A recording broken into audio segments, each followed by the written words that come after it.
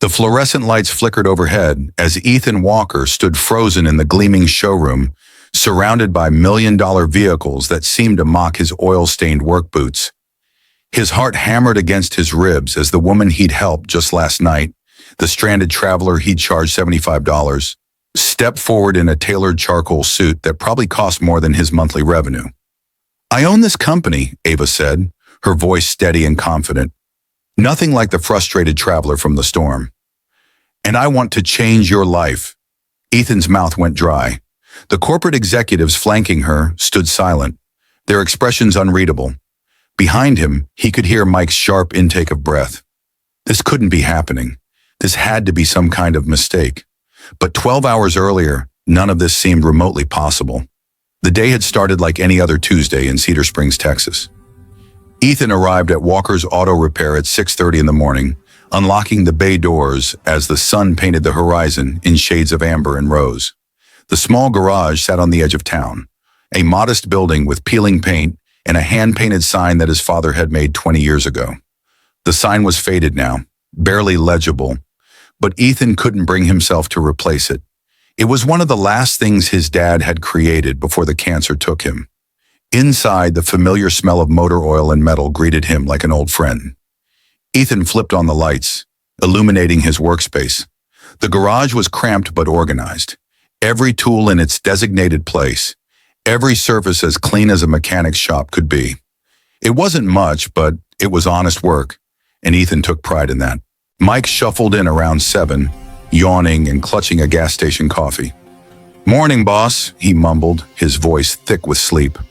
"Morning," Ethan replied, already bent over the engine of a Ford pickup that had been giving its owner trouble. "We've got Mrs. Henderson's Civic coming in at 9, and Tom's bringing his daughter's car around noon." Mike nodded, setting down his coffee and grabbing a rag. At 23, he was 10 years younger than Ethan, still learning the trade but eager and reliable. "You see the forecast? Storm's supposed to hit this afternoon. Big one." Ethan straightened, wiping his hands on his coveralls. "Yeah, I saw. We might close early if it gets bad." The morning passed in its usual rhythm. Mrs. Henderson's Civic needed new brake pads. Tom's daughter had ignored her check engine light for so long that Ethan had to deliver the bad news about a failing catalytic converter. Between jobs, he and Mike talked about the usual things: sports, weekend plans, the rising cost of parts. But underneath the casual conversation, Ethan carried a weight he tried not to acknowledge. The garage was struggling. More and more people were taking their cars to the big dealership chains in the city, 40 miles away. The newer vehicles, with their complex computer systems and proprietary software, were harder to work on without expensive diagnostic equipment. Equipment Ethan couldn't afford. Around 2 o'clock, Mike brought up the subject Ethan had been avoiding. "Did you see that email from the parts supplier? They're raising prices again." Ethan nodded grimly. "I saw. How much longer can we keep doing this, man?" Mike asked, his voice gentle but concerned. "I mean, I'm not trying to be negative, but I know." Ethan cut him off, not unkindly. "I know the numbers, Mike. I know we're barely breaking even most months." Mike leaned against the workbench, crossing his arms. "You ever think about selling? Moving to the city? You could get a job at one of those big repair chains easy. You're the best mechanic I've ever seen." Ethan shook his head. "This was my dad's place, his dream. I can't just walk away from it." "But what if you could expand?" Mike pressed. "What if you could build something bigger? A real modern facility with all the new equipment? Your dad would want you to succeed, not struggle." "With what money?" Ethan laughed, but there was no humor in it. "Banks aren't exactly lining up to loan money to small-town mechanics, and the big auto companies, they don't care about guys like us. They'd rather we didn't exist so people have to use their dealerships." Mike started to respond, but the lights flickered overhead. Both men looked up as the fluorescent tubes dimmed, brightened, then settled. Outside, the sky had turned an ominous shade of gray-green. "Storm's coming," Mike said. Within minutes, the wind picked up, rattling the bay doors. Thunder rumbled in the distance, low and menacing. Ethan checked his phone and pulled up the weather radar. The storm system was massive, an angry red blob moving across the screen towards Cedar Springs. Let's call it a day, Ethan decided. Get home before it hits. They were securing the garage when Ethan's business line rang. He almost didn't answer, but something made him pick up. Walker's Auto Repair, he said, wedging the phone between his shoulder and ear as he locked a toolbox. Oh, thank God someone answered. A woman's voice, stressed and desperate. I'm stranded on Route 47, just outside Cedar Springs. My car just died. The GPS says you're the closest garage. Ethan glanced outside. The wind was really howling now, and the first fat raindrops were beginning to splatter against the windows. Every instinct told him to decline, to tell her to call a tow service from the city, but he couldn't do it. He'd never been able to turn away someone who needed help. What kind of car? He asked. It's a Genesis electrified GV70, she said.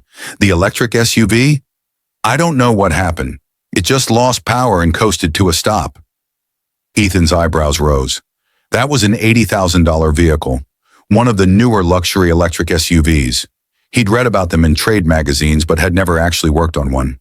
I can come get you, he said, but the storm's about to hit hard. It might be rough.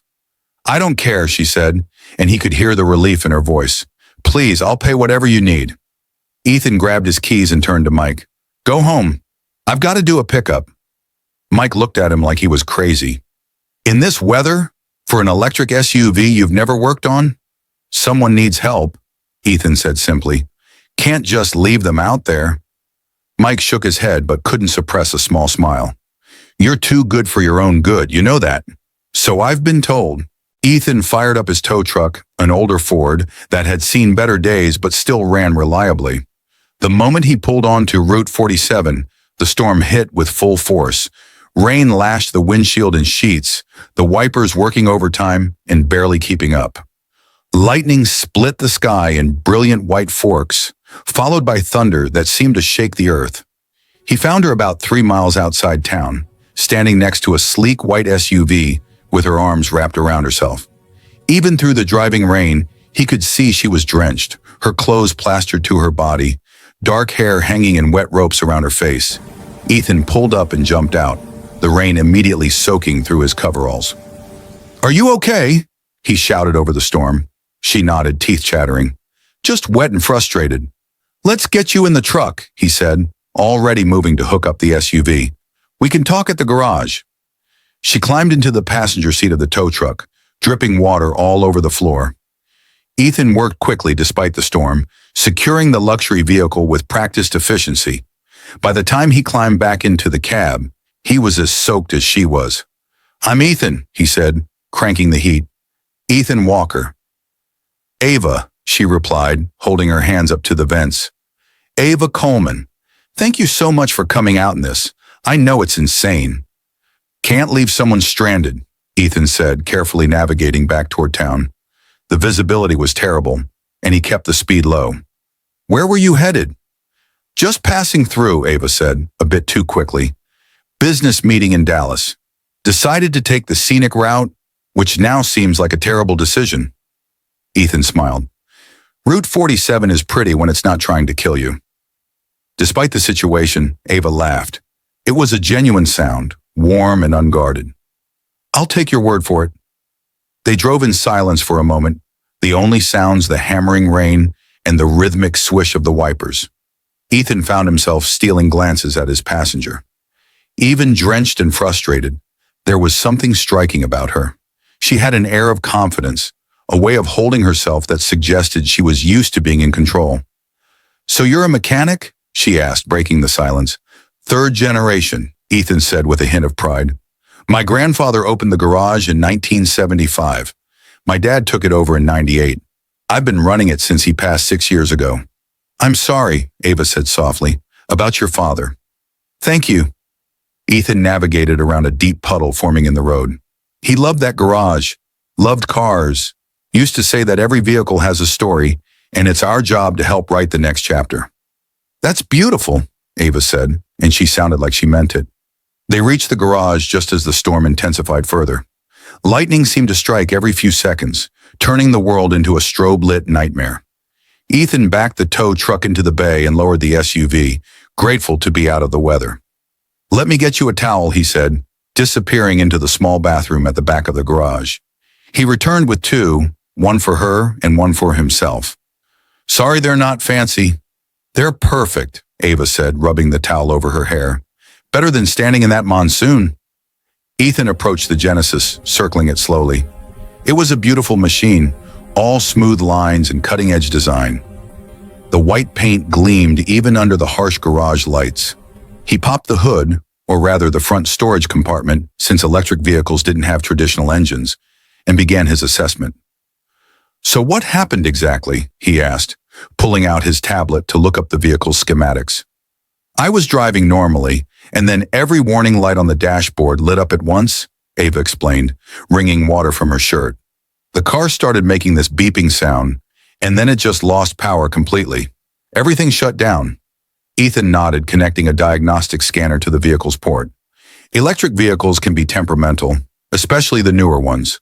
Sometimes it's something simple, sometimes it's a nightmare. "Which do you think this is?" Ava asked. "Too early to say." The scanner beeped, and Ethan frowned at the screen. "That's interesting." "Interesting good or interesting bad?" "Interesting complicated." Ethan zoomed in on the diagnostic readout. "You're showing a fault in the battery management system, but the battery itself seems fine. And there's something weird with the electrical integration module." He moved to the side of the vehicle, opening panels and checking connections. Ava watched him work, her expression curious. Outside, the storm raged on, thunder booming like artillery fire. "Can I ask you something?" Ava said after a few minutes. "Sure," Ethan replied, his head buried in the vehicle's inner workings. "Why did you come get me, in this storm, for a car you probably never worked on before?" Ethan emerged from the vehicle, wiping his hands on a rag. "Because you needed help. That's reason enough, isn't it?" "Most people wouldn't see it that way," Ava said quietly. "Most people would have told me to call a dealership or wait until morning." "I'm not most people, I guess." Ethan returned to his diagnostic screen, scrolling through error codes. "My dad used to say that the world's got enough people looking out for themselves. What it needs is more people looking out for each other." Ava was quiet for a moment. "Your father sounds like he was a wise man." "He was." Ethan's voice was soft with memory. "He was the best man I ever knew." For the next hour, Ethan worked methodically through the Genesis's systems. Ava pulled up a rolling stool and sat nearby, watching with genuine interest. She asked questions, good questions that showed she knew more about cars than the average person. "You know a lot about vehicles," Ethan observed, tracing a wiring harness. "Most people's eyes glaze over when I start talking about electrical systems." "I've always been interested in how things work," Ava said carefully, "especially cars. There's something fascinating about the engineering, the way hundreds of components have to work together perfectly." "Exactly," Ethan's face lit up with enthusiasm. "People think mechanics just turn wrenches, but it's so much more than that. It's problem-solving, diagnostics, understanding systems, especially now with these new electric vehicles. The technology is incredible." "You sound passionate about it," Ava noted. "I am," Ethan admitted. "I mean, I know it's not glamorous. Small-town garage, barely scraping by most months. But there's something satisfying about taking something broken and making it work again, about helping people get back on the road." "Why are you barely scraping by?" Ava asked. "If you're this good?" Ethan sighed, setting down his tools. "Honest answer? Because the big auto companies have rigged the system. They make it nearly impossible for independent mechanics to compete. Proprietary software that requires special access. Parts that only dealerships can get. Diagnostic equipment that costs hundreds of thousands of dollars. They want to force everyone to use their service centers." "That must be frustrating," Ava said, her voice neutral but her eyes sharp, assessing. "It's killing small businesses like mine," Ethan said, his frustration finally breaking through. "I've got all the skill and knowledge, but I can't afford the equipment to work on newer vehicles. And without that, I can't attract customers. It's a vicious cycle." He caught himself and shook his head. "Sorry, you didn't ask for a rant." "No, don't apologize," Ava said quickly. "It's important. These are real problems affecting real people." Lightning flashed, and in that brief moment of illumination, Ethan thought he saw something in Ava's expression, a calculation, a decision being made. But then the moment passed, and she was just a stranded traveler again. "I think I found your problem," Ethan announced, pulling up a wiring diagram on his tablet. "See this? The electrical integration module isn't communicating properly with the battery management system. There's a software conflict causing a cascade failure." "Can you fix it?" Ava asked. "I think so." Ethan cracked his knuckles. "It's going to require some creative problem solving, but yeah, I can fix it." He dove back into the work, his fingers moving with confidence born from years of experience.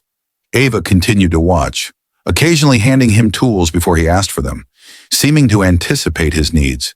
They fell into an easy rhythm, the storm outside providing a dramatic backdrop to their work. "So what would you do?" Ava asked during a quiet moment. "If you could change the system? If you had unlimited resources?" Ethan paused, considering the question.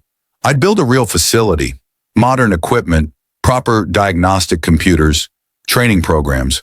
But more than that, I'd create partnerships with independent mechanics across the country, share resources, knowledge, equipment, level the playing field so small businesses could actually compete."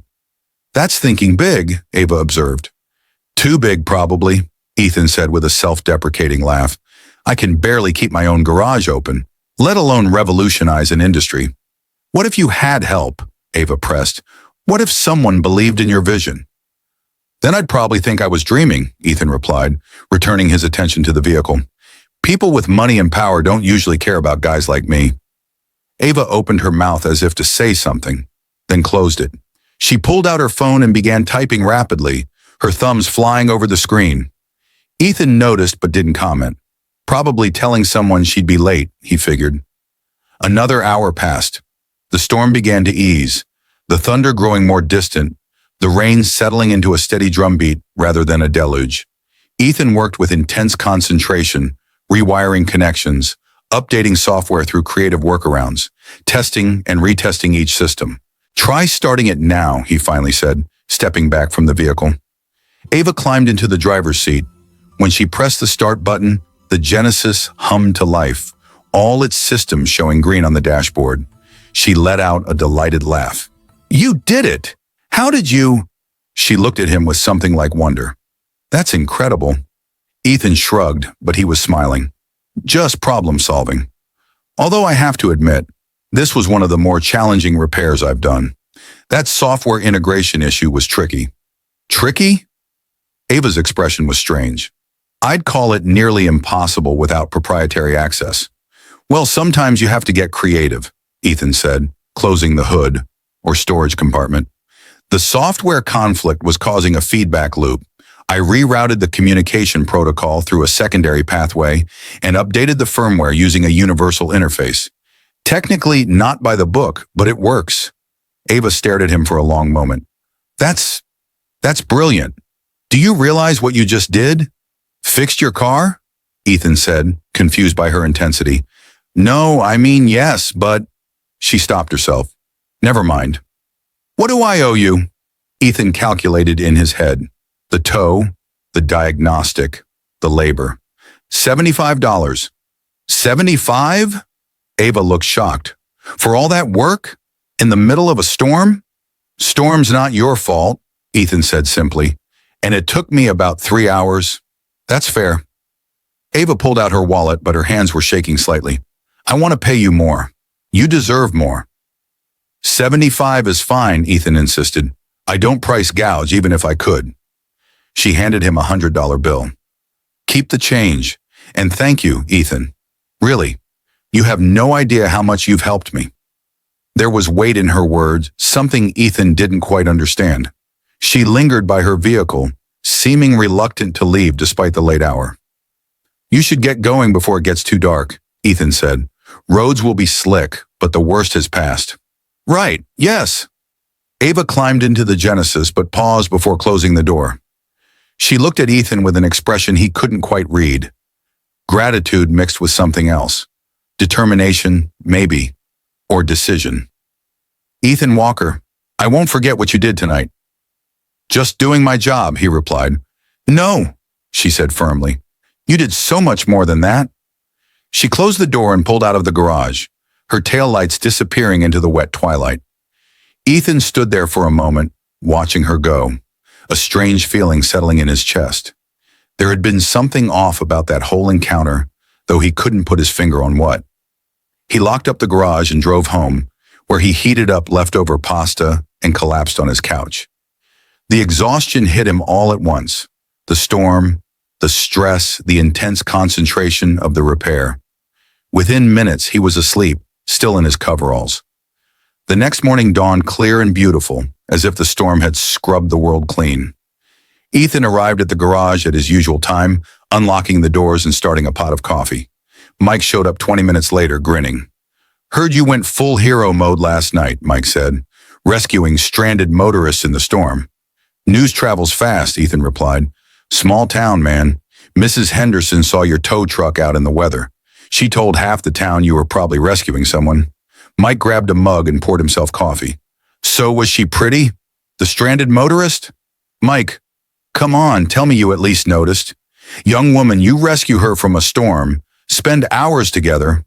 "I was working," Ethan protested, "and she was a customer." "But was she pretty?" Mike persisted with a teasing grin. Before Ethan could respond, they both heard it, the low rumble of multiple engines approaching. Expensive engines. They moved to the bay door and looked out to see 3 black SUVs pulling into the parking lot. Not just any SUVs.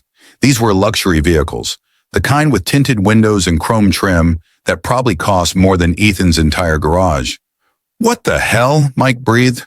The vehicles parked in a precise formation, doors opened in unison, and 4 people emerged.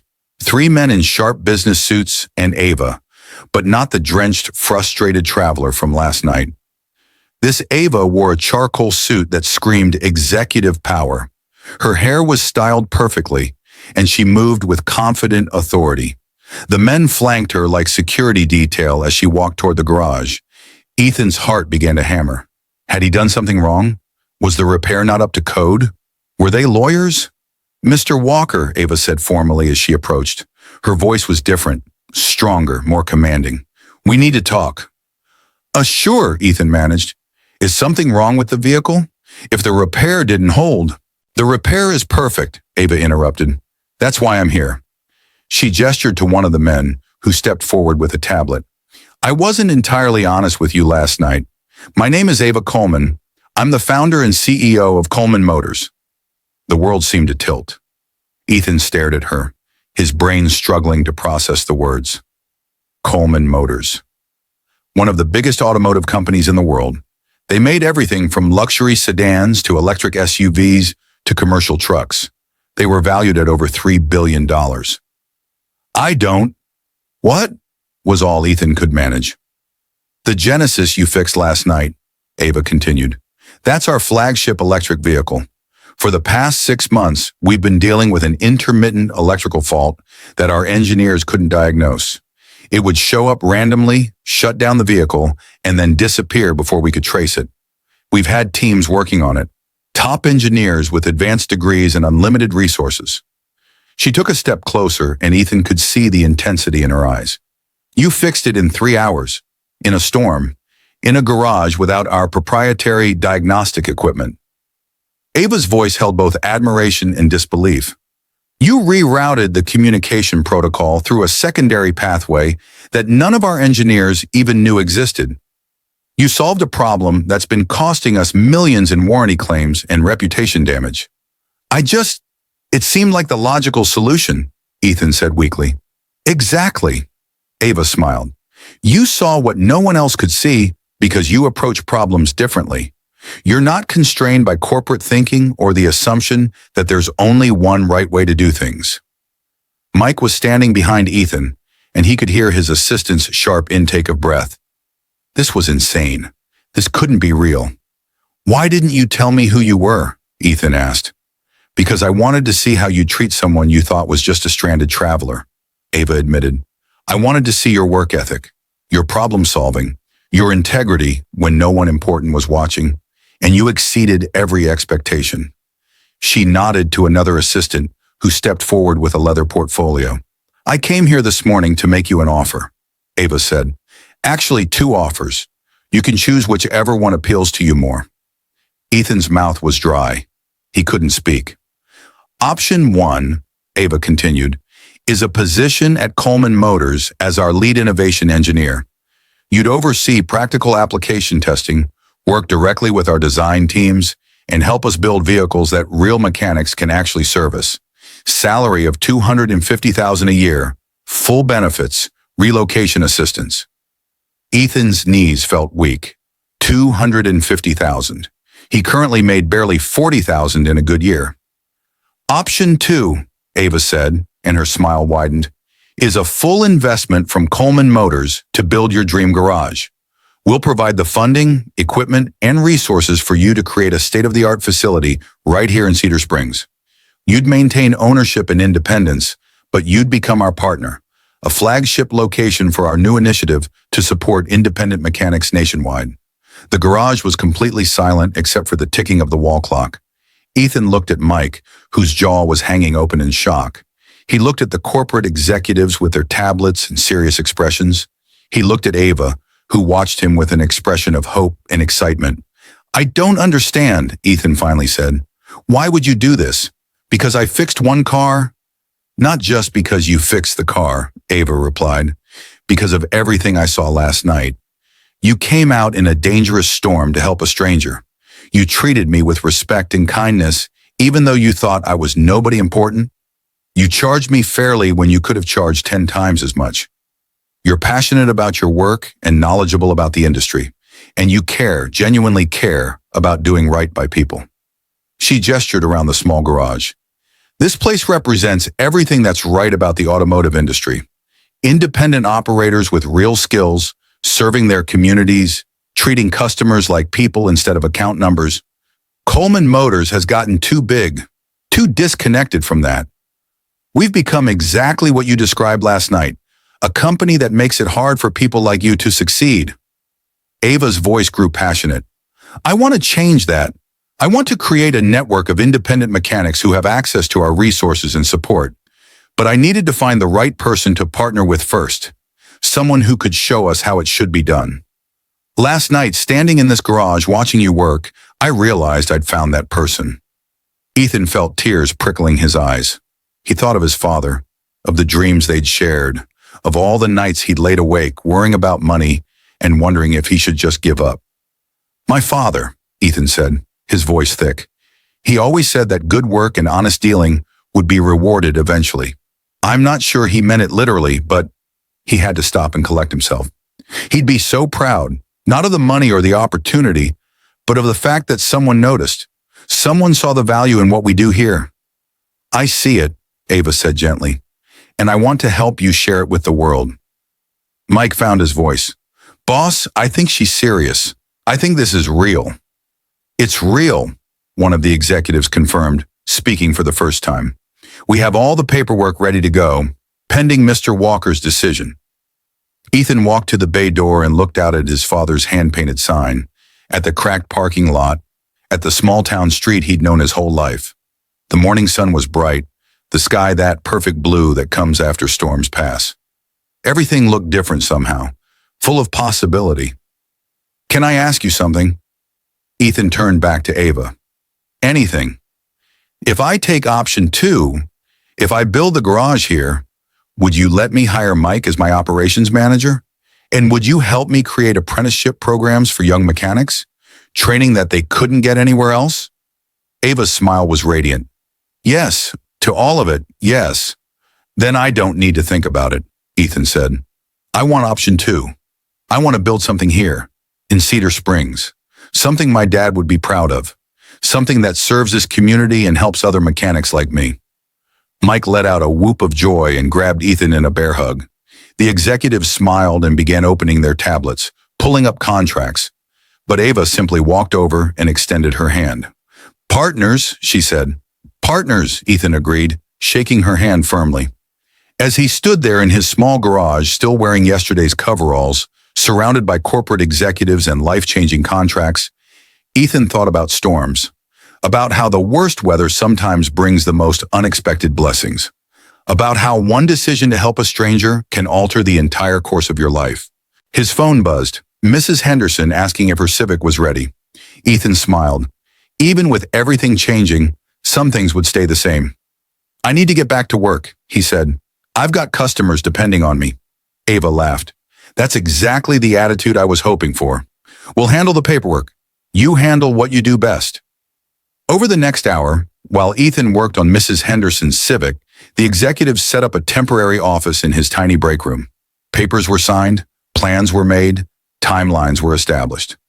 Mike called his family with the news that he was being promoted to operations manager. The whole thing felt surreal.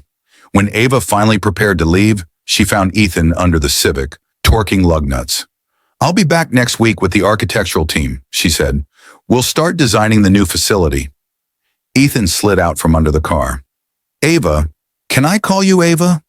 I'd be insulted if you didn't. Thank you, he said simply, for seeing something worth investing in, for taking a chance. Thank you, Ava replied, for reminding me why I got into this business in the first place, for showing me that the best innovations don't always come from boardrooms and engineering labs. Sometimes they come from small garages in small towns, from people who truly love what they do.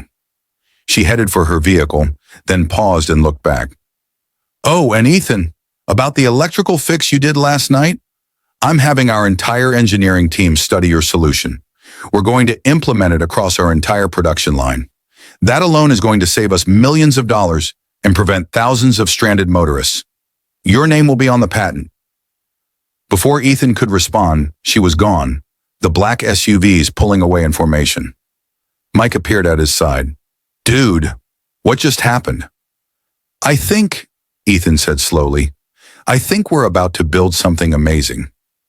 Your dad would be losing his mind right now, Mike said with a grin. Yeah, Ethan agreed, his voice soft with emotion. Yeah, he would. He looked around the garage, his father's garage, soon to become something even greater. On the wall, the old clock ticked steadily onward. Outside, Cedar Springs went about its normal Tuesday business, unaware that everything had just changed.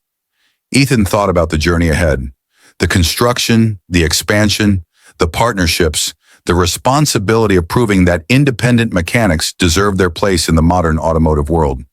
It would be challenging and exciting and probably terrifying at times. But standing there in the morning light, with motor oil on his hands and possibility in his heart, Ethan Walker knew one thing with absolute certainty. Sometimes helping a stranger is its own reward, and sometimes, if you're incredibly lucky, it becomes the beginning of something extraordinary. Mrs. Henderson arrived to pick up her Civic, and Ethan greeted her with his usual friendly smile. Because no matter how much was about to change, some things needed to stay exactly the same. If you've made it this far, thank you for watching this incredible story of how one act of kindness changed everything. If you believe in the power of helping others and the importance of staying true to your values, please hit that like button and subscribe to our channel. We share real stories of real people making a difference in their communities every week. Drop a comment below telling us about a time when helping someone else led to unexpected blessings in your own life. And don't forget to share this video with anyone who needs a reminder that good things do happen to good people. See you in the next story.